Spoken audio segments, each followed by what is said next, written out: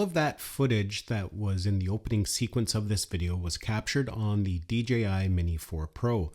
Now, I am not a professional drone pilot or a cinematographer by any means, but I think that footage looks pretty good. Now, it's definitely not because of my skill, but because of the great camera that's on the Mini 4 Pro, the intelligent flight features that are built into it, and just how easy it is to fly. All of that footage was captured in auto, and all I did when editing it was drop a LUT, one that was built into LumaFusion, one of the default ones. I applied it at 30% strength, and it just makes the footage look really nice. So you don't have to have a lot of skill when it comes to color grading or editing to make that footage really pop. For the most part, the camera and the drone does all the work, and even with some of the built-in intelligent flight features, a lot of the drone shots that you want to capture can be done automatically. Now, when DJI launched the Mini 4 Pro, I was actually quite excited about it for a couple different reasons. First of all, being here in Canada, these sub 250 gram drones are less restrictive. We can fly them in locations we can't fly our larger drones. The Mini 4 Pro is the first full-featured mini drone that DJI has released, allowing us to still have all the creative tools at our disposal, but still having a sub 250 gram drone that is super easy to travel with. I tend to fly my mini drones more than something like my Mavic 3 or even my Air 3 just because it is so convenient to bring along. Sometimes when I'm out traveling or hiking, I don't always know if I'm going to be flying that day or not, and to bring something like a Mavic 3 Pro with you just is really inconvenient just due to its size and weight. But the Mini 4 Pro is so small and lightweight, you can fit it into the smallest bag. Quite often when I'm out hiking, I use a little messenger bag, and this fits inside nicely along with some other gear. And whether you end up flying that day or not, it's just not inconvenient to bring along with you.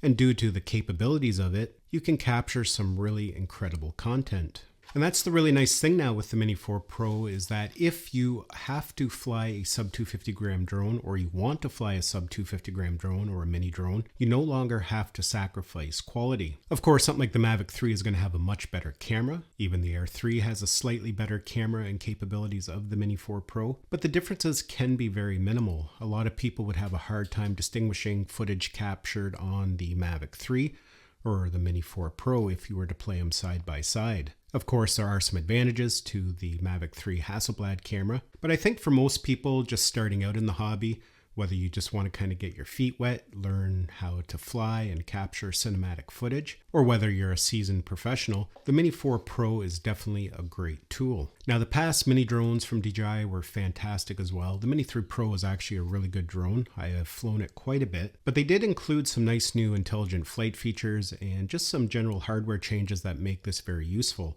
First off, we find they have 360-degree obstacle avoidance, and that can be very important for things like tracking or if you're flying sideways. Now, obstacle avoidance is definitely not a foolproof thing. You still have to take precautions, but it can help alleviate some stress, especially if you're a new pilot or if you want to do some tracking with yourself on a bike or a car, or you're just walking around. The obstacle avoidance does work quite well. They also introduced a LED landing light, which can be useful in some scenarios.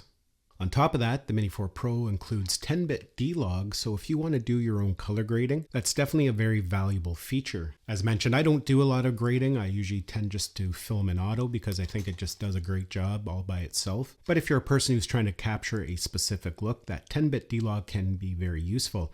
On top of that, a lot of the other cameras and equipment that DJI sells also capture in D-Log, so it makes it a little bit easier to match your footage. With the Mini 4 Pro, they brought these front feet back.